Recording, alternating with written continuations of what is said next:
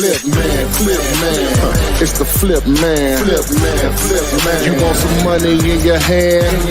Flipping houses without credit or your cash. Get that bag.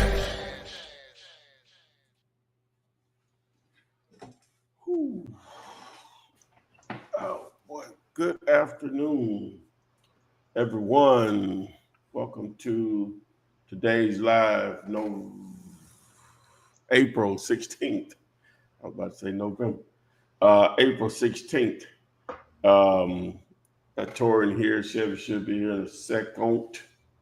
Got jammed up. Well, got enough time. Phone started ringing. I lose time.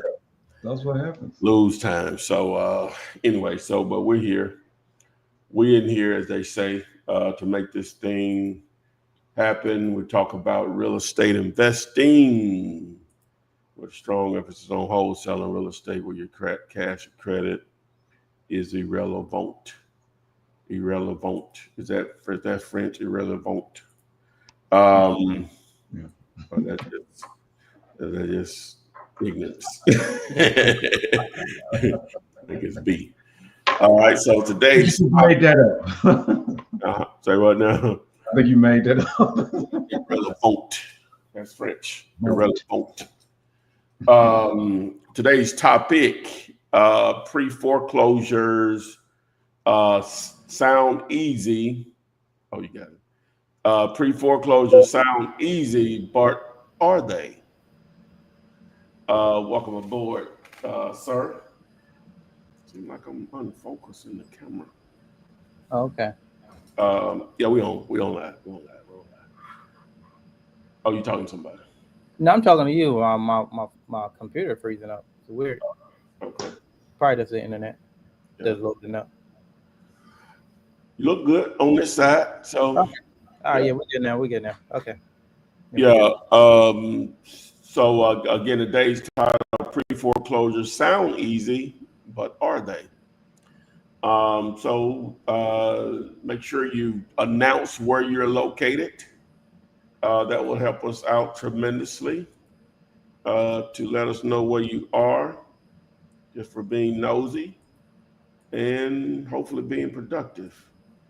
So, Cheryl, I was just talking to your guy, Mr. Johnson? I don't even know what his last name is, but Johnson. Yeah. What are you talking about? And I guess he didn't reveal this to you. Okay, so I was just hey, I'll come out tomorrow or whatever. And he's like, no, my lawyer said wait until I get my paperwork back. I said, what paperwork? He said, I ain't got my deed. I said, oh, you don't need that. They create a new deed. I went in that spiel. He said, right. no, I'm waiting on my quick claim deed. I said, oh man. I said, oh. I said, you didn't have a banker involved? He said, no, I bought it from the man. He lived next door or whatever, and I just paid him. We just wrote it up on a piece of paper. My attorney said that was good. That wasn't good enough, and so my attorney is taking care of getting him to sign a notarized document to transfer it over. I said, well, we can go ahead and get our contract in motion, because it's going to come out in the title work. He said, well, now my attorney say wait on it or whatever. I said, that's fine. I'll just follow up next week. And he said, well, who is the dude in Florida? I said, no, that's my business partner. I said, we do deals all over the country. He said, oh, y'all buy houses? I'm like, yeah. Yeah. And so he said, I should have said I got good news and bad news. I don't know if the first one is bad news, but it could be.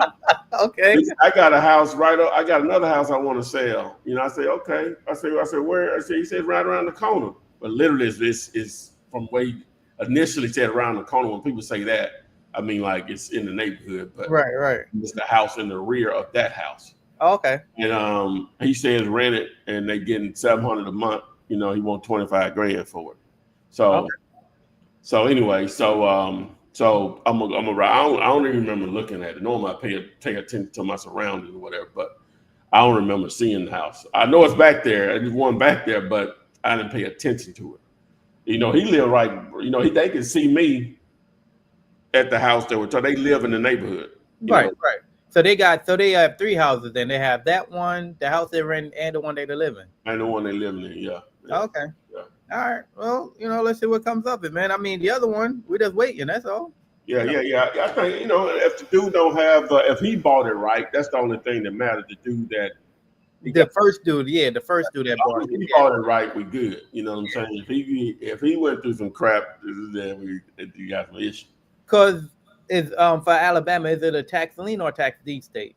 He said it wasn't that. It's now. It used to be a tax deed, so they still got a lot of those out there. More than now, it's a tax lien. Okay. They changed it over, from my understanding, in the last couple of years. But you can redeem the taxes out there then. Yeah. But I don't think it's that situation though. I asked him. I specifically asked him that. They're like, no, it wasn't that. He said he just wanted to sell me the house. He was moving, and we just wrote it up. Like a car cut. Put it on paper. Yeah. But technically, that can work if ain't no issues on the dude. He really owned it, and he ain't have no, like liens. Yeah, ain't no title. Yeah, technically, that could work. Just writing it up on, you know what I'm saying? I mean, I sold a property that way where I just wrote it up and sold it because I had bought it initially, and the title company did all the paperwork and everything like that. I was like, man, I'm not going through this again. So I was this dude that I guess we and him friends. We used to be business partners. We were business partners in the gold business, but we met through real estate, right? And so I seen him probably about 2 or 3 months ago.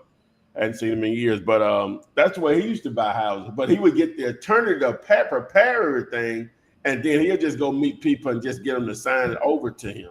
Right. But he was literally paying cash for stuff though. But that's why he would do it. He wouldn't go quote unquote sit down at a clothing table. He would just get the attorney to prepare everything and then just go out and get them to sign it with notary or whatever. That's what he used to do. I think he said what, but he was doing it that way because he didn't know no better.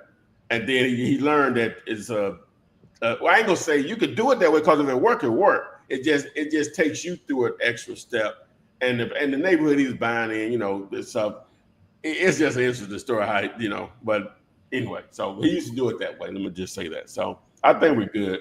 I mean, the good thing is that he's more communicative with you than he is with me because I'm out of state. So yeah. It's a good handoff and everything like that. So we'll still get the deal done. So ain't no big deal. So we'll still get it done. Maybe get 2 out of it. Looks like so. Hey, two out of it. That's even better, man. Well, worst case, even if it's a situation where the dude jacked up on his end, as far as the dude he got the quit claim deed from, worst case is, I don't know. I don't even know. It could be all kind of crazy stuff. It still could be a situation where money can be made off of it because somebody would take it on or whatever. So, especially for the price point, for sure, man. We'll be good. Yeah, we'll figure it out. Yeah. We was targeting Alaska, and we had a whole bunch of yeses. I'm like, they're asking over retail out there, over retail. Oh wow! Okay. Yeah, like if a property's worth like 200, they like, I want 450. I'm like, huh? Where are these numbers even coming from? And then I'm looking on Investor Base, and just as far as like buyers in the area, man, ain't nobody buying it. It's just all like people that bought properties and they got to turn out to be a landlord, but they're not like really buying every like consistently. Yeah. So yeah, so that was a learning phase for sure. So that was fun. Well, people are checking in.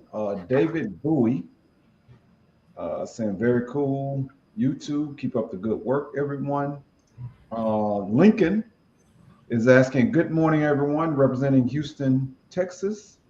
Gary Rawls is rejoining us. Morning, y'all. And Stephen Vaughn, my brothers, how you doing? Philly in the house. And then Lincoln said, good morning, gentlemen. Ready for the information. And David Bowie has a follow-up question. Have you closed deals using leads from Zillow? And is there a good success rate? Yeah, I have recently. And I don't know if the rate is that good because we haven't made a lot of offers. So my thinking on it is the follow up. Well, that's normally the way it works anyway. But my thinking on it is the follow up on stuff that's just still sitting on offers that we've made. Even though we got fortunate and closed a couple sort of early on it. That's my thinking is the follow up is where the real money is. When you guys got a ton of them that you made offers on or whatever. Now, let me just say this on the split and flip, like that response is totally different in the sense that I'm getting more people just what I'm doing internally. The response has been a little more than what I would thought it would have been. I have no expectation. I don't know what it would have been, but I'm like I got like 7 of them right now. I need to just review personally, and then students, non-students have been sending me over stuff that that offers are being made on. Also, they're open to splitting the land. Like, and what I'm talking about, if you don't know what I'm talking about, is that it lasts like 2 or 3 of these lives. I've done videos on targeting houses and manufactured or mobile homes with 20 acres or more, and depending on how the property is laid out, to offer on just buying a portion of the land and them keeping the house and some of the land or whatever. So I'm sort of really excited about seeing what's going to happen on some of these offers that I make, because they're going to be a little tight. They're going to be a little aggressive, but we're going to see. All right. Gary Ross said, Flip, I got an address, but it's in foreclosure, bank owned, but I always forget how to attack those. And he gives the address for this property in the Bronx, New York. New York. I guess he wants to know how to attack a foreclosure bank owned property. New York.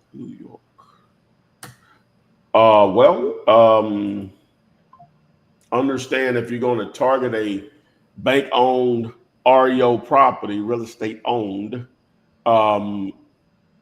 is that if you're talking about wholesaling, you got to have a couple of things in place. You need to have a buyer established that's going to basically, I'm not going to just say give you some money, because the bank is going to control. Well, let me go back. Normally, when we're doing these deals, we control the closing process, right? When we're dealing directly with the owner, or even if an agent is involved, we controlling the closing process. We pick who we're going to close with, right? Now, just from my understanding, I hadn't really targeted one in a minute. So, just from my memory, the lender is the bank. They normally going to try to control all of that. They're not going to, number one, they're not even going to agree to they're not going to approve a HUD that shows an assignment fee. They're not going to do that. All right. And if you double close, the only thing you can do is double close. So you're going to have to either have a buyer that's willing to do that, which that's not that difficult to do, and or transactional funding. So if you can get that in place, then boom. But they're not, the lender's going to control too much of the deal. So they're going to want probably a minimum of $1,000, just depending, and maybe up there they may want $5,000, depending on the price point of the property. They're obviously going to want proof of funds. I don't know if the proof of funds that we normally get away with or be able to suffice them. It's just too many hoops. And just understand now, foreclosures, they just different, and it's not like you're finding a secret. I know people, when they see the word foreclosure, they think they're the only one that see it. No, that's the most viewed. Those are the most viewed properties, the most competitive properties, because when people hear foreclosure, the term foreclosure, they automatically assume discount, and that's definitely not the case. Not saying you can negotiate into a discount, but definitely not the case of it automatically being a discount. All right. Clayton Badu is saying, what's good, fellows? Won't stop, can't stop. Charlotte P. I have a property that isn't on the market, but is always unkempt. Where can I find the owner's information to contact them? She said it's always what, unkept? You know, like it's probably not taking care of the property. Yeah. Well, that's part of your skip tracing process. Once you establish the address, you can establish who owns the property. And once you establish who owns the property, you now can use one of the free services to try to find a phone number for them. There are some paid services out there where you can do the same, but and from there you're going to reach out to them and see if they're open to selling it. Now you can send them something in the mail also, since it's a one-off. You can send them something UPS or FedEx to like almost ensure that they receive your message, since it's just a one-off or whatever, since you're identifying that one property. So identify the address, look through the county website to see who owns it, skip trace, to call them and or text, whatever how you want to do it, or send them something direct mail, or if they're local, the owner is local, it's a vacant house, they possibly not be out of bounds to go knock on the door. Maybe you can even, and this probably is not done more than what it probably should be. Maybe you can find them on Facebook if you can assure that that's the person. This probably needs, some people probably doing and probably laughing at me right now, but that's probably unslept on. You know, if you know it's that person, or hell, if the name the same, if it ain't the person, they'll tell you it ain't them. You know what I'm saying? What the hurt that's gonna do now? Facebook is not just gonna let you sit up there and just pound out sending the DMs all day. You might get away. No. What you think about Tori? How many? About 10 maybe? About 10, you know, you 10 throughout the day. Yeah, throughout the day. Yeah, not all at once. Either. Not all at once. You know, you might be able to get that, but that could turn into something over time. But anything you do, guys, just let's be clear here. You got to be committed to it to produce results. All work works. Okay, all work. With the Facebook, I've had partners that found success where, especially in Shreveport, man, it's easy to reach somebody on Facebook because their names are sometimes it's one-off, and if you're disconnecting their names to the city, easy to now recognize who they are for sure. Yeah. All right. Michael McNeil, welcome to the live. What's up, guys? Tuning in from San Antonio, Texas. Thanks for all the great content. And Adam Detroit, he said, "Hi, Todd. Long time no speak. Hope to talk to you again soon and close the first deal and figure out what the steps to take and what questions to ask. And Vumber Nation. Thanks, yours truly, Mr. Adam MD." What up, Adam? All right. And John is from upstate New York. And I'm going to try answering this question. Lincoln is asking the guy that you were talking about earlier. He wants 25 for the house that's behind the house y'all was looking for. And he's asking, are you going to make an offer for 12.5 for that house? But my answer, I don't want you to answer it, but I feel like it's your neighborhood or it's your city. So you know already whether that house is worth $25,000 or not. Well, I don't remember seeing it, but he has it rented. He said they're a good tenant, $700 a month. I just know somebody, the same guy that's gonna want the other house or want that one too. Yeah. Since they're right, back to each other. And it's rented, so if it's rented, it's not that bad. Yeah. But I've seen some people live in some deplorable conditions too, though, man. but I think his question is, because are you going to do the 50% on that particular deal simply because he's asked for 25? You see what I'm saying? It's like, well, actually, it would be if you base it on the KISS method, it'd be $5,000. It'd be $5,000. $5,000, yeah. No. You have to have some reasoning behind it. Yeah. But I don't like to get too far in the weeds because then that's when it confuses people. But for the sake of me answering what he's saying, no, we wouldn't offer $5,000. The man would laugh at us. It's rented, right? So the way a lot of investors, they like to look at it in this way. So our guy, I say our guy, the guy that I would refer to is, I don't know, maybe he definitely will probably pay 30. He might pay 35 with it rented, right? Okay. Okay, so what was I saying? That's 10. I mean, that's 10. Okay. Yeah. What was I think the basis of it is whenever what I like to think about is whenever you're starting out in real estate, the biggest obstacle is taking action, and a lot of people don't know how to take action. Once time progresses and you understand what you're doing and you know how to evaluate deals, now it's different. When you first starting out, the KISS, yes, it's a way to take action and to get the ball rolling. As you're looking at deals and you're evaluating deals, you're now going to have better understanding of what to offer, especially when you're dealing with direct to sellers and it's not an on market property. I could definitely understand what you're saying, Sheriff, because you don't want to be locked into that thing. It just opens up the conversation. Yes. Every situation is not going to dictate. No, it ain't gonna be the same. You know what I'm saying? Like he said, offer 50%. Actually, it's supposed to be lower than that. But now you couldn't. You have to you have to think through it in the sense that okay, it's already producing income. A lot of people that'll turn off, but a lot of people that's really just a rental income area anyway. Yes. Right. So they're getting 700 on a 2-1. That's pretty good over there. Right. Again, I'm gonna try to figure out what the house is real quick. And did you get the address? Huh? Did you get the address? Yeah. Matter of fact, what the hell am I thinking about? They gave it to me. Yeah, let's run it, man. Let's show them what it looked like. Yeah. So because here, and then that's the other side to it, though. Like a lot of times we're going thinking, oh, this property's a flip. There's a buy and hold. There's a buy and hold formula, and there's a flip formula. Mm-hmm. And this guys, a lot of you guys are new. A lot of you guys haven't found your first deal yet, so you're going through the motions right now. But once you get it, once you understand it, it's going to click, and you're going to take it and run with it.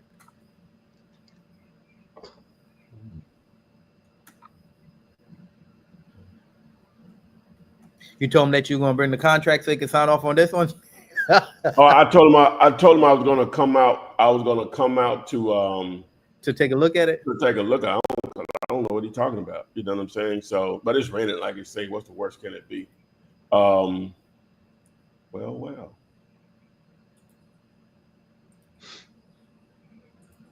There we go. Okay. Oh, no, that don't look that bad, man. Yeah, no, it's not that bad. So yeah, but that area though. Okay, so his house. Okay, that's what he meant by that. So the other house is right here. There. That's the original house right there. Okay. So I rode right past it because you know what? Let me see. Yeah, I rode. So I parked right here, and she had drove around and passed right by me. But and then I just rode around the neighborhood because I was a little early. And so yeah, that's it right now. That ain't bad right there, my man. No, that's not. Yeah, that's stuff. You know what I'm saying? Let's see if we can get him at 20 and move it back at 30. We'll be good to go. Oh yeah. But that's why I passed it off on you because I'm like, man, dude don't even understand what I'm saying. Like I'm speaking another language for him. Yeah. So especially when you hit me with that, hey man, Alabama. It's an affidavit. I'm like, what? Yeah. Mm-hmm. But you see it's simple, my man. The attorney he made it real simple. Whatever. Right. It don't say just talk about no numbers or nothing, but you know. But anyway, here we go. So yeah, that's cool right there. Yeah. Mm-hmm. So you're saying it's worth the 25? Oh yeah. When they rent it, yeah. So now I have a question, maybe off topic, but the fact that the guy was asking you if you buy houses, now I'm wondering what Chevy said in the text message. That like what are you saying? That you know what I'm saying? Is it some type of position that you're doing? That because Ty was like, hey man, you gotta sign this wholesale affidavit. So I say, hey, look. That's my partner. I'm out of town, so I'm the one that found a deal. In order for me to get paid, you have. In order for me to get paid, there's an agreement that need to be held between me and you, so this way he could pay me. So that's how I put it together. But that's what started the question about whether you all bought houses. Yeah. Oh, yeah. okay.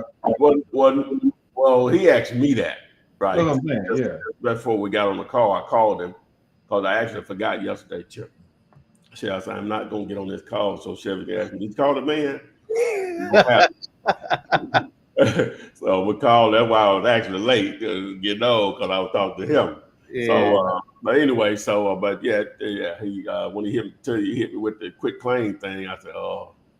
But I didn't even ask him, and we both of us failed this situation because we didn't ask him did he have an additional house, right? Yeah. Oh well, Yeah, that's some rookie stuff right there now. So he brought it up. You know what I'm saying? He brought it up. So he's very motivated. That's good. But that's rapport too. He felt comfortable about telling you about the Yeah, that's true too. But the thing is that we mainly communicated through text messages. So then when I was like, he wouldn't answer your calls, I guess, because you were calling out of town. Yeah, he wouldn't answer the call or nothing like that. So so I was like, hey, look, I'm all the way in Florida. My partner is local though, so he's going to facilitate everything. I'm just the guy that found you. So in order for me to get compensated, I have to be a part of the deal as well. That's all it is. So in order for him to pay me, there's this particular paperwork that we got to go through, and that's how I presented the wholesale and affidavit itself. One other quick question. It's probably something that other people are trying to think too. Why did you choose Alaska? We're in a beta testing phase right now as far as what we're doing, and my wife don't want me to disclose what we got going on. Okay, no problem. I don't want to get you big. I just wonder, why Alaska. Yeah, we're in beta testing, doing some things. Okay. I'm trying some new strategies. Okay. I just did $700 a month. That's $8,400 a year. 35,000. It just takes 4 years to get your money back. Minus expenses, whatever. So it takes you 4 years to get your money back. So that's real good on a rental. Yeah, a lot of people look at it like that too. You know what I'm saying? Like, how long? 4 years to get your money back. 4.16 years. Yeah. So in Shreveport, we do 3 to 5 year return when it comes to D class, right? And then when it's like A, B, and C.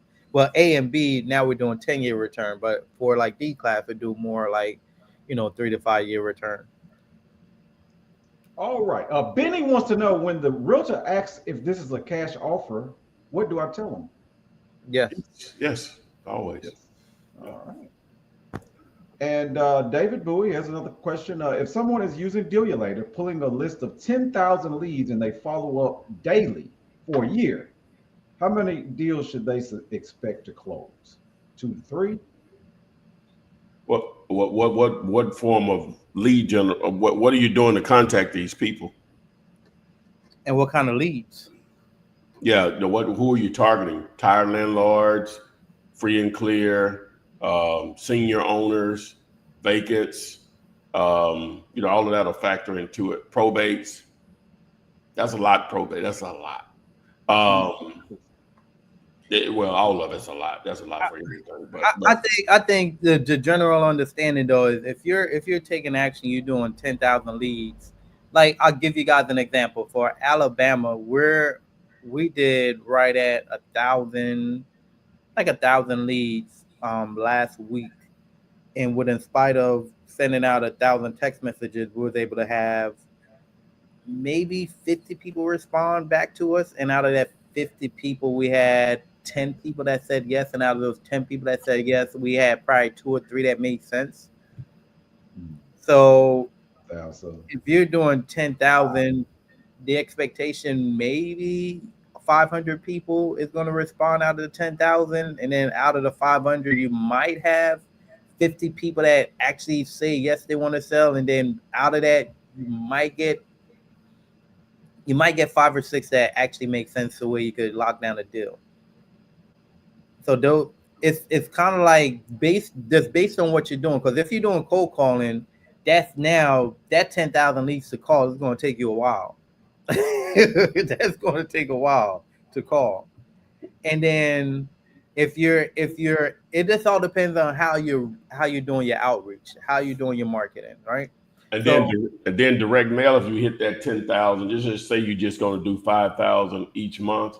And so you're going to sort of stagger each month. So every other month you're going to send back to the same 5,000. Normally the response rate on direct mail is 1%. So 1% of 10,000 is 100, right? So, now let me just say, all of them are a little different in the way that if they respond to this. Now with direct mail, like some people, they do what they call blind offers.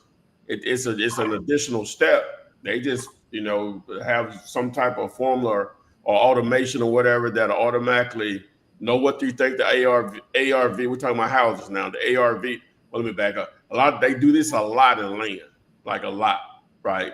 They literally send out blind offers. This is what I'll pay for it. So normally if they reply back, they probably either going to be one extreme or another. They're going to be considering your offer strongly, or they're calling you to cuss you out, right? Like ain't really no in between, right? And so so it's just going to depend on what lead generation tool you use, your outreach, as Chevy said. What are you doing? So if you can answer that question, maybe we can dive a little deeper, but it's going to depend on your outreach. But I mean, 10,000 leads in a year, you could definitely close 2 or 3 deals. Though, oh my God, yeah. And then we talk we talk about outreach, Chevy. If you're gonna do 10,000 like that, you really should be doing multiple forms of outreach on that list, same list. Yeah. You know what I'm saying? You should be doing. But I think we're overcomplicating it, man. If you did 10,000 leads for a year, you could definitely do 2 to 3 deals. Oh, that was his question, wasn't it? Yeah, we overcomplicate. Yeah, you're gonna do 2. You can definitely do 2 to 3 deals off of 10,000 leads, man. You just gotta pick a strategy and stick with it and stay consistent. So, like you said, following up daily for a year. Yeah, that was a simple question. That's a hell of a commitment, man. That's a follow up daily for a year. You definitely gonna find success. Yeah, it just be very difficult. My wife just asked me yesterday, "Hey, did you call the lady?" I'm like, "Yeah, I'm gonna do it." This was like 3 days ago. I still ain't called the lady. So oh man, I shouldn't have been even feeling bad about not calling the man yesterday. I was traveling, so but it ain't like I couldn't use my phone driving, calling or something. But I was not gonna get on this live without calling, so you can follow up. Follow up shaming me.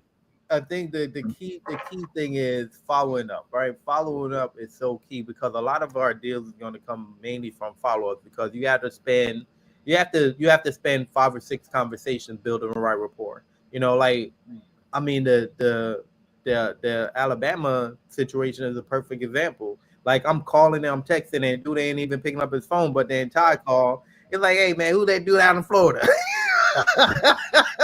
yeah, he'd answer every time I call. So it's just a difference because we're just doing automation. So we'll go to a city and we'll pick the area code, and that's the phone number that we use. And a lot of times people don't even like picking up phone numbers if it don't match their area code. Yes, that's also another part to it as well. Mm-hmm. Abraham G wants to know: can you give me 2 to 3 markets to start wholesaling? Markets. Man, that's a great question. What we got scrolling down here about? Man, that's a great question. That's on Zumps, right? Definitely, you can start in where you live. If you're in a decent sized city, that's one. It's just too many. I don't.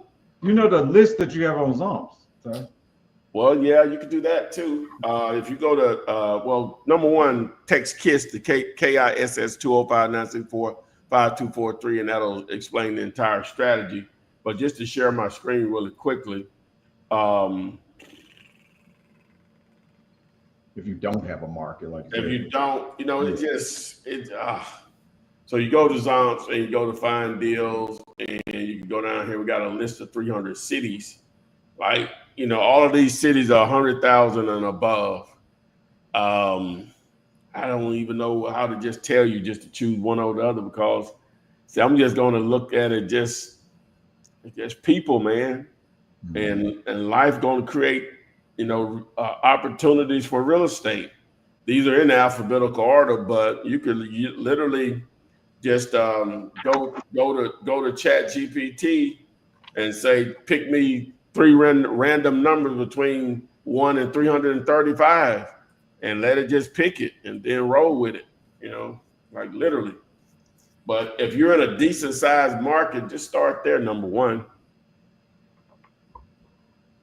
Okay. Go ahead. Then it's going to depend on what's your form of lead generation. I know we keep talking about it, but that's the business. That's really the entire business. I think we're overthinking it again, man. Look, this text word kiss 205 Yeah. That too. 5243, and you see list of cities to target. Go there, you get to go, man. Pick any cities you want and start there. Yeah. You get your 3 out of 300. Because I don't even think people are going to this list of city, bro. I don't even think they're utilizing that. Like, we got to stop overcomplicating things, man. I got y'all. Today's going to be the day. We're going to stop it. What's the day? What's going on today? Stop overcomplicating it. We're going to stop overcomplicating it, man. We're going to be direct, and we're going to answer the questions and keep it pushing. Tammy Love from Facebook. It's my first time seeing you here. Just saying hello. Hey, Miss Tammy. And Nice TV Network. I've been dealing with foreclosures with someone. We've gotten close. Sometimes they will get saved at the last minute, or they won't answer the phone. Both can be true. That's the game. That's the pre-foreclosure game. That's why you need to target. If you're going to do it, you need to target as many as you can target. The pre-foreclosure game is simple, but at the same time challenging. And because we do a lot of pre-foreclosures here, and I think the biggest thing is just the rapport that you're building with the sellers, and then how you're following up and the expectations that you're setting for them is really what's going to help you close the deals. Like, I think back in January we did two pre-foreclosures, and I mean they both was going in. They both was on the way to being foreclosed, and was able to talk to the bank, get the payoff, was able to set an expectation for the seller as far as what they wanted, and at the same time, we had the seller walk away to where they felt they did the right thing because they was going to lose the house regardless. Actually, we did 3 because we did 1 creative as well, so three pre-foreclosures. All right. Gary Rawls, I've got another question. When I send the offers, I tend to say that we are open to negotiating, but still get rejected. Is it the wording or just the wrong person? What I would do is just get in the habit of just sending an offer and just sending more. Get in the habit of sending as many offers as possible. Because I mean, this is a free way to access online property, so you're targeting a lot of different. You're doing agent outreach, so you want to target as many agents as you possibly can. That's it. All right. And Gemini Ways, welcome back to the live. Jamie. And Town is asking, what's up, fam? What do you write at the additional flat fee on my offer letter? What do you write in the additional flat fee? You're given the well, technically you don't even. I'll just show them. All right, so what he's referring to here is, I scroll back up, scroll back down, create offer. He's talking about the form right here, right, that you fill out. Hopefully he's not using the old sheet, but he's using this form right here. And so let's do this. Because typically it would generate the additional flat fee if there's any. Yeah, it's going to do it for, like, we got this property pulled up right here. Let's just roll with, this 34.9 amount, right? And I hit create offer. You see it fills in everything for you, right? And so if it's below, if it's 75,000 or below, it's going to automatically fill it in for you. If it's above that amount, then it's going to leave the additional flat fee blank. Because what it's doing is making sure the agent's commission is covered. And when it gets above 75,000, it's going to either be exactly that amount, or it may be even a little more than what they were going to make, which is fine. But on the form, it's going to leave it blank, right? Like right now, if I download this particular,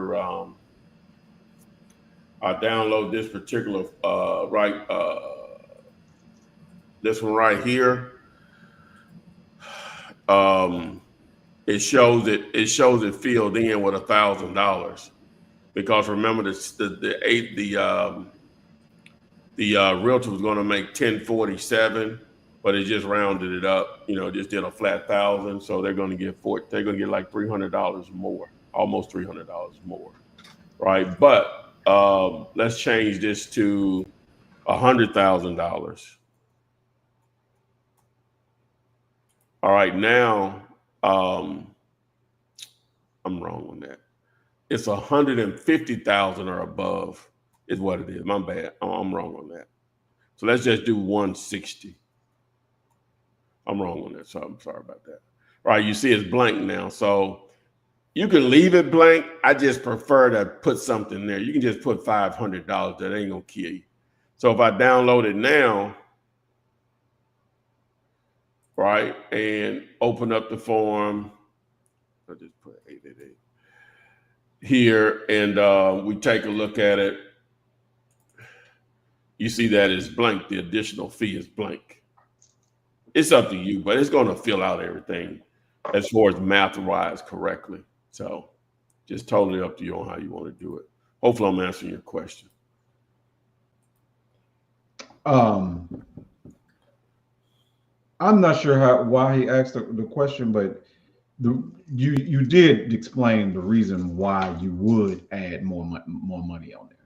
Because they're just because it leaves it blank. It really it don't matter. They still gonna make their money, right?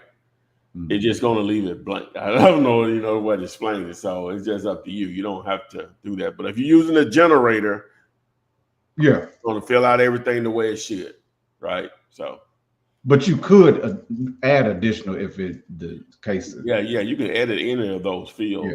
So you might want to add more time on the due diligence period. You can add any or less. You can add anything there. So Abraham G is saying, I'm in VA, I need to get licensed. Is that a requirement in VA? I don't know what the deal is up there, but it wouldn't be hard to find out. So. All right. Alexander S says, what's up, Flip Fam? Took a little break to help out during tax season, back on closing first deal grind. That's what's happening. All right. So Shazam has the same question. You don't need a license in VA. I know 20 wholesalers in VA. That's what Shazam is saying. Shazam. All right. David Bowie said, what is the best dialer to adjust to different markets with the local area code? What dialer do you guys suggest and why?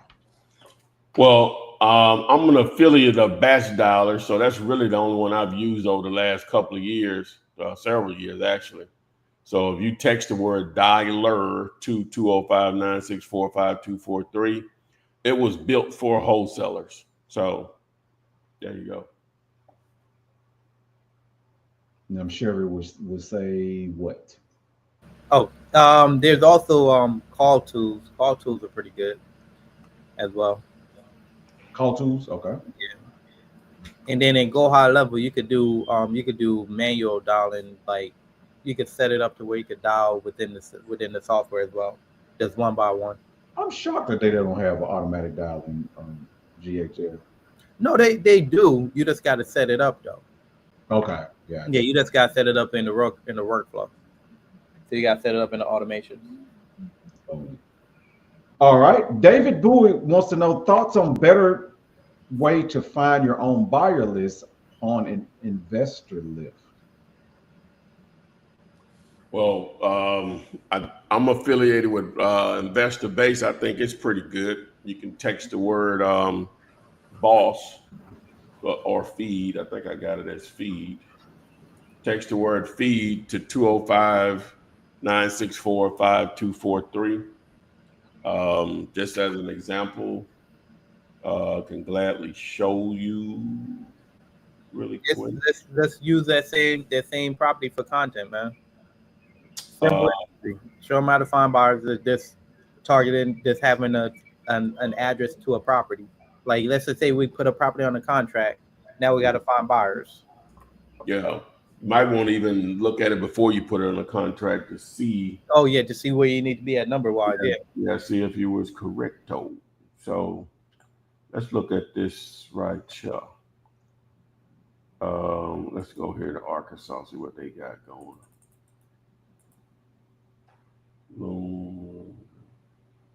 Okay, additional instructions.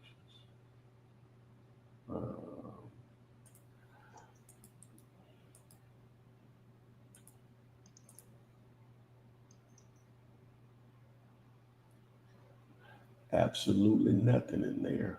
See how big this town is. Oh, this is not far from Bentonville, though. There's a yeah, this population is only 1773, but it's not far from Bentonville. For you all that don't know, that's the headquarters for one of the largest corporations in the world. Known by Walmart. Let me see here. Let me just do it a different way. Let's find something else. I'm overcomplicating it, but give me a second. All right, I got an address in my head. Hold on. 1232 18th Place Southwest. Here we go. This is a better example. All right, so this is within a mile. It's within a mile within the last year of sales. So you can see the activity. There are 36 results. Some of these will be duplicates, meaning the buyers have bought multiple times. The light blue are flippers. The green are landlords.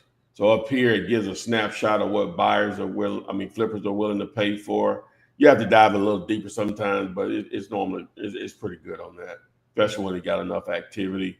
And this is what landlords are willing to pay. Now, normally it's the flip flop of that. Normally landlords will generally pay more than flippers. So that's why you have to dive deeper sometimes on the numbers. But you can also skip trace here if you wanted to. I'm not going to do it, but you can skip trace the numbers here by just simply turning this toggle on right here and then searching again, and it'll pull their contact information. If you wanted to go out farther, like I would probably in this area, because it's all about the same area, I would probably go out to get more buyers, go out 3 miles and go back 2 years. And it'll go from 36 results up to 158, as you can see here on the map. So that is sick, bro. that is sick. Yeah, so but you see, it's a lot of more flipper activity over here. And then you're getting outside of that neighborhood basically at that point. This is called West End right here. Now you're getting over here into the Inslee, Midfield, Fairfield area, whatever here, right here. So it's a little different. So 3 miles might have been too much. Might have need to do it at 2 miles to start to stay in that West End area. Let's see. Well, it's still bleeding over into there. So 1 mile would have been a better representation. But normally most buyers, they'll buy. Well, no, they won't. Some won't buy over in this area where the property is. To me, they stay the same or whatever. Both of them on the news every night. So, but whatever. There you go. You know what I used to tell my guys? I used to be like, look, man, don't overthink it. It ain't your money. Somebody else spending the money. Just find a deal. Just find a deal. You find a buyer. Yeah, man. Find a deal. You find a buyer, man. Like I remember we was doing mastermind. It was like, man, we gotta find buyers. We gotta find buyers. We get the buyers, and it's like, okay, We don't got no deals to present. And buyers start fizzling out when you don't have no deals. They are worthless to you, and you are worthless to them. If you ain't got no deal to feed them, Yep. you are You- dead to them. You've touched on the topic. Did you want to? Yeah, we're almost an hour in. We can go into it. So today's topic: pre-foreclosures sound easy, but are they? And so let's establish what a pre-foreclosure is first of all. All right, so a pre-foreclosure means that the process of the property being foreclosed on has been started by the lender, in most cases because of lack of payment, and normally over several months. Some lenders will go longer than others before they legally start that process, and some will give you more time. And each situation is different. The seller may be behind 3 months and then pay a month. You know what I'm saying? And so that may go on for a couple of years for the lenders like, wait a minute now, hey, we need to sell. A lot of them are okay with stuff like that, especially if you're communicating with them, right? Yeah. And at some point, they'll probably give you an option to put those 2 payments in the rear, whatever there's more interest for them or whatever. So, but anyway, so you basically have stopped paying, and in their mind and their department that makes that decision, oh, they ain't gonna pay us. We got to go and take this back. They ain't gonna pay us. Or at least we got to show them that we're serious about taking the property back, right? And so understand that you're dealing with someone that obviously more than likely they're having some financial issues in their life, because after eating, I would assume shelter is your next most important thing as human beings in this civilization, shelter. So if you're not paying that bill, more than likely you're not paying some other bills, credit cards, automobile loan, student loans, child support if it applies, just other stuff. You know what I'm saying? So they're being bombarded by phone calls from all of those outfits because they owe money, right? And so now you throw on the layer of you calling them and 40 more like you. Right. So I'm just setting up the foundation of what it is, but there could be some tremendous opportunities there because it is hard, right, to get in touch with them. Normally that's how it works. The harder it is getting in contact with them, a lot of times them turn into some of the best opportunities for you. But if you do get in contact with them and they like how you sound versus somebody else that reached out to them, or you may be the only person they've talked to, now it's just going to boil down to the situation on how you can make money based on how you can assist them as at least trying to prevent that foreclosure from going on their credit and giving them a new start. It could be as simple as the property is, would retail and it's in good condition and it will retail for $300,000, but they only owe $120,000. Okay, so that could be just a straight out just cash deal. I don't know, just the numbers on 300, that's 210. Let's just say that you can get it for 180. They get 60. You flip it to a buyer for 200, 210, and boom, it's just a normal deal at that point. Nothing special. Or maybe a situation is worth 300. They owe 290, right? And you try to go through a short sale process. A short sale is basically where you're trying to go through the lender. The debtor, the homeowner goes back to the lender and see if they would discount the balance of what's owed to sell it quickly, right? Now that could take 2, 3, 4, 5, 6 months just to get an answer back from the bank on what they are going to accept. Because they're going to take the debtor, the homeowner, through a whole process of hardship letters and proving why you're in this situation, all that kind of stuff. So it's a process.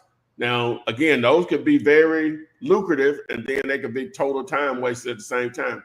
And then the other thing is, and what Chevy has done a lot of, is subject to, you take the property over, right? And so, again, depending on what the reinstatement fee is, what the monthly payment is, the interest rate, the total principal, the total payoff, and obviously how much time they got left to go to auction, and then the condition still matters. That could still be an opportunity, a tremendous opportunity to basically acquire property for little or nothing down, or setting it up for someone else to take it off your hands with a significant down payment, and you make money from that, or just a flat out assignment fee. So that's the basis of, now you determine whether it sounds easy or not, and that's something you want to pursue or not, because tremendous amount of money can be made from it. One of the videos that I did a few years, it ain't been years, but it's been a minute. My girl Stanetta down in the Broward County area, she made $164K on a pre-foreclosure, her first deal or whatever. So, and did it in 29 days, but it came from a pre-foreclosure. So there you go. Chevo, what you think, Saya? Yeah, man. I mean, I enjoy doing pre-foreclosures, man. If in anything in the industry, it takes a certain skill set and understanding of things that you're doing. And when it comes to real estate, you have to educate yourself. If you're educating yourself, it creates better opportunities for you to go into something and properly educate the seller as well. A lot of times when pre-foreclosures, people don't even know what they up against. They don't even know what they're doing. So you being the person that specializes in helping people in that field, right, in those situations, you have a bigger advantage over people that just come into it, just saying, hey, I'm gonna call this pre-foreclosure, and they don't know what they're doing. So a lot of times when we're talking to pre-foreclosure, say, look, I specialize in helping people in your situation, and just so you know, this is the process and how it's going to go. So when you're educated in the field, you're able to lend a better hand to these sellers, man. So they pre-foreclosures for me, man, it's simple. It's simple because we do it so often. If you do it so often, you'll find a great result in what you're doing. And I have more tools in my toolbox because we also do subject twos. So if there's pre-foreclosure and they're behind or they're struggling or whatever the case may be, I'll give them all the options, let them know what they can do. And if I'm like, hey, you just want to walk away from the house and turn it over, you don't want to give it back to the bank, or let's not give it back to the bank and let's protect your credit. So there's plenty of options when you educate yourself and you add more tools to your toolbox. So that's my advice, man. Just make sure you add in tools to your toolbox when it comes to your education part, so you can help these people. But pre-foreclosure is simple. And knowing is half the battle. And you're going to have big paydays from pre-foreclosure. Big paydays. Big paydays. For sure. David Bowie wants to know thoughts on ways to prevent buyers from stealing your deal. Thoughts on ways to prevent buyers from stealing your deeds. Make sure you're dealing with you're dealing with buyers that are ethical. That's the first thing. The next thing is make sure you have paper trail and you have a rapport that's built between you and the seller. And he wants to know, should you double close every deal? No, it's not necessary. It all depends on the situation, but it's not necessary. Charlotte is asking, what is the best way to go for cold calling? The best way to go about cold calling? It all depends on the list that you have, whether you have a big list. Maybe you have a list of 5,000 people that you need to call. Well, if you're hand dialing, that's going to take you a while. So you might want to get a software that's going to do some predictive dialing for you. So now you can dial more people, and you can get to more people. So it just all depends on your list and what you have going on. If you just have one off, I mean, cold calling, just pick up the phone and dial. But if you're doing multiple people outreach, you might want to invest, that $150 into cold calling, because you're going to get a better return on your money. All right. So Soldier 70 is asking, if you get a yes on a land split, how do you determine the value of the land to know if you have a deep enough discount for it to be a deal? Wow, that's where the sauce is made, right? So I was pulling up one now while Sherry was talking. The agent reached back out. Initially, she said no. Then I guess she probably thought about it. But let me see here. So you have to determine based on how the property is laid out. Let me see if I can. Okay, still share. It's like this one right here, right? Let me turn the names off. Like this property right here, right? So it's 31 acres.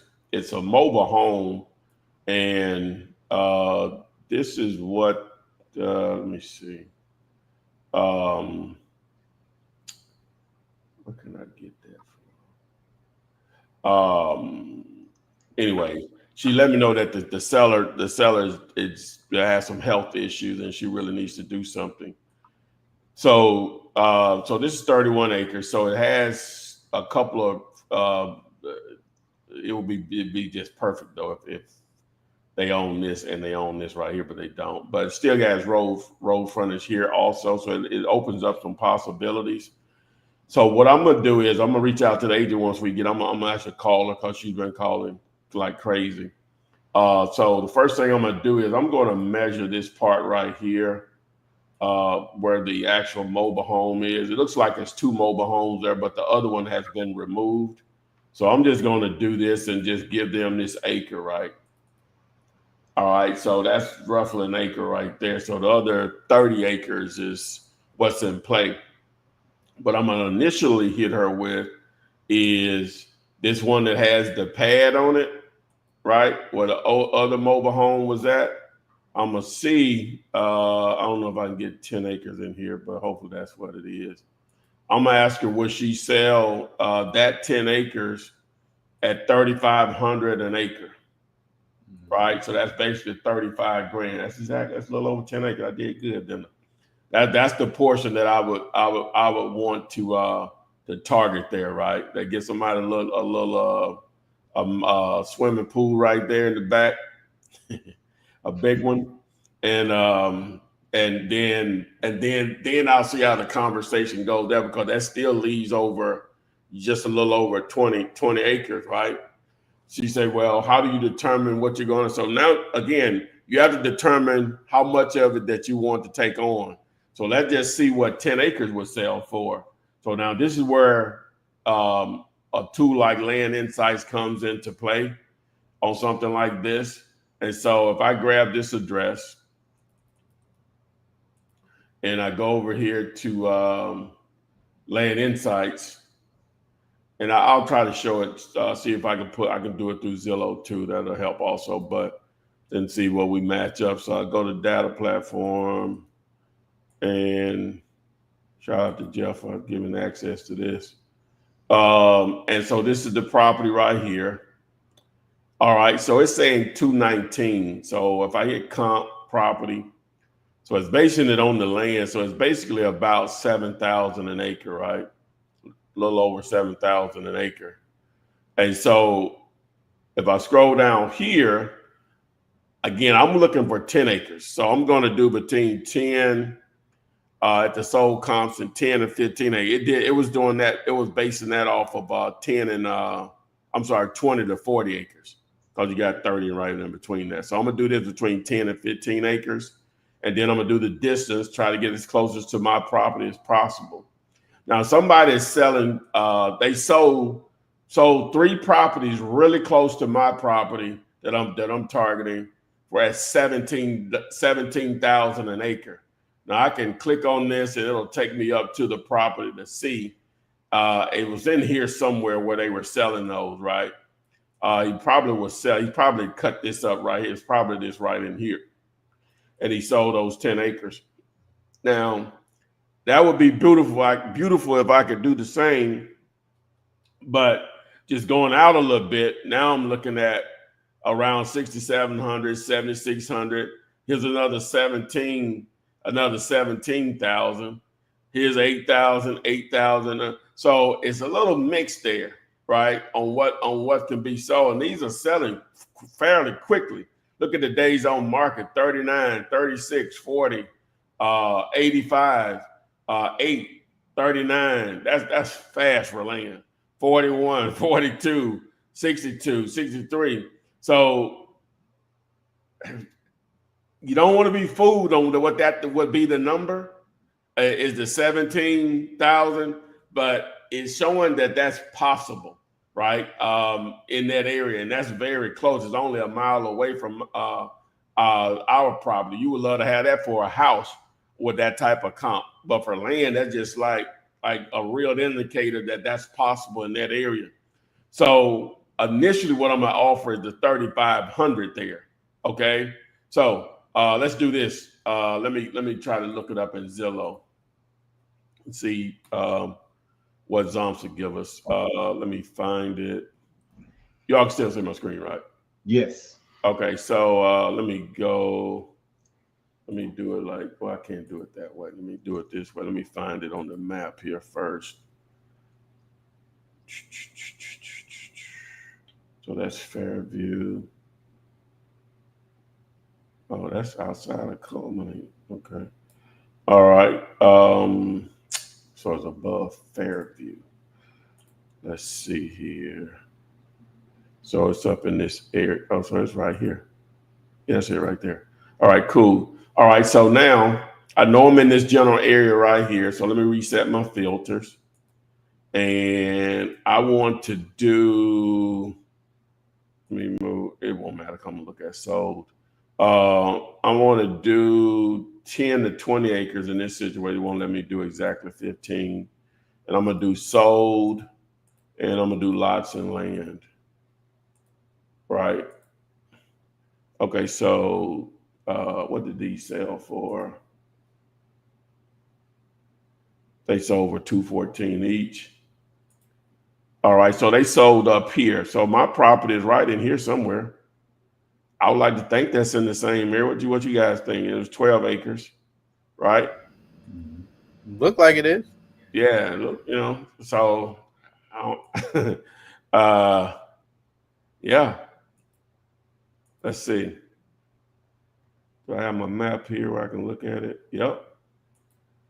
So let's do, will it let me do lots and land? Yep.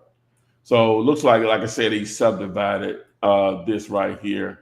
Looks like this portion up here, he subdivided and got those three lots out of there. That was beautiful. So yeah, how do I close this? How do I go back? All right, so they sold those at $17,000 an acre fairly quickly. So that's what my offer is still going to be based on if it's at 7,500 or 7,000. That's what my offer is going to be on it. Anything else is going to be gravy. So I'm going to offer to buy, as I said, I'm going to offer to buy this 10 acres right here, right, for at 35,000 an acre. And the main reason I'm choosing this side versus the rest of it, and the rest of it may be in play at some point. I just want to see where her brain is at as far as the agent. But I'm gonna offer to buy this 10 acre because it already has a pad there to place a mobile home. That's the reason I'm going to target that. Now, I don't know if I'm answering his question or not, but that's how I would go about it. Either obviously that was a paid way and then a free way. We did have enough. We had it actually showed 3 lots there, but I'm assuming that's what that means. There was 3 actual different transactions. They were $12,500 each, and they all sold for $17,120 per price per acre, and sold at $214. And so one of them 40 days, 36, and 39. So I'm assuming those were 3 different transactions or whatever. So, but that's a simple way of just doing it. Either the free way or the paid way. Obviously, the paid way is it gets right to it or whatever. So, yeah, I think that's this question. Yeah. I think that answers this question because you went over Zillow as well as the land and sites, which is a paid way. Then Zillow will show data as well to figure out whether it's a deal or not. Alonzo Lindsay would like to know, do you need an LLC for texting on Go High Level? And while you're answering that, Verna has a question that says, Chevy, what SMS system are you currently using? But that's already answered. But go ahead. Yeah, using Go High Level for SMS. The Go High Level is specifically for businesses, so they'll verify all your information and everything. I mean, I already had a business set up, so I don't know if you need it or not. Sorry. I think I don't know why this person's answering that question, but I think some people did get burnt by the Twilio thing where they were shutting people account off with the texting thing. But I think Go High Level has started some type of thing to where I still don't know if need a LLC per se.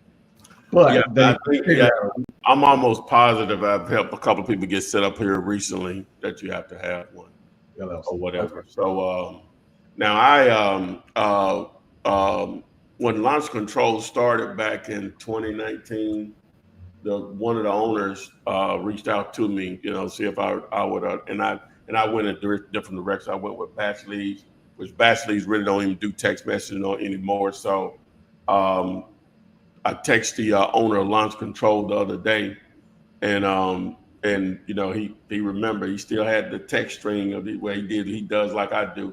He still had the original text string from 2019 when we were going back and forth or whatever. So long story short, he put me on the line with somebody, one of their guys or whatever. So I'm going to start using it personally or whatever. What is it called? Launch stream?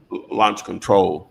Launch control. Yeah, launch control. And so Okay. but anyway, so they're really the last players in the game as far as they built it for wholesalers, just like Batch Leads built it for wholesalers or whatever. So if I don't have a code set up, but if you text me, I'll send you the affiliate. Well, you can go to Text to Flip. Y'all seen the shirt? Text TEXT. Well, Okay. I'll pull it up on the screen. Okay. That's why I established these domains instead of just sending people a link. I established these domains because I know that kind of stuff can change. Plus, it just makes it easier for people to go to it, right? Mm-hmm. So if you just go to Google and put in text to flip, it should automatically be the first result, right? And it'll take you over there. You can get set up there. So, all right. But yeah, they've filtered out all the other people. So there you go. And Verna did say she does have a business. So if that was a question. Edward Thames Jr. Flip, you ain't tried none of the Saratoga water. I guess it's a sparkling water. He saw you drinking the water. Oh, well, educate me, Playboy. What it do? David Bowie wants to know the background story to everyone here. It's only an hour show, so But and goes with his live. He talking about us or the people in the chat? I think he's talking about everybody. I think he's talking about us, man. But Flip, I gotta go. Okay. I'm about to go get my daughter, man. I'll let y'all do your thing. All right, we're about to roll out. All right, cool. All right, how you been? And Lincoln wants to know who is responsible for subdividing land. Is it us or the buyer? Oh, the buyer. You just need to have the vision that it'll happen, because you'll set up the deal. You'll still pass it on. They're going to take care of the surveying and all of that. Assuming, well, the next step is you need to see, can it be subdivided? Now, I know what you're going to say you want to buy off of. You want to see, it could be always subdivided. Can it be subdivided with no additional regulations? Can it be just subdivided with a survey or whatever? So in most cases, in these rural areas like that, that's why I target 20 acres. It's hard to find 20 acres inside of a city for residential. And he was also trying to figure out Lincoln. I guess it's definitely a good question. Does subdividing it affect what you're going to offer to the seller? Yeah. Yeah, because we're taking the house out of the mix. We're giving them the visual. I'll see what I'll do is I'll text over to the agent the portion that I would like to purchase, right? So ideally, And PG12MX on Instagram said, "What's up, Flip Man?" What up, sir? And that was the last one. All right, cool. All right, guys. So yeah, so I mentioned you want to do the text message or whatever. They're good at onboarding you. You can go to text2flip.com.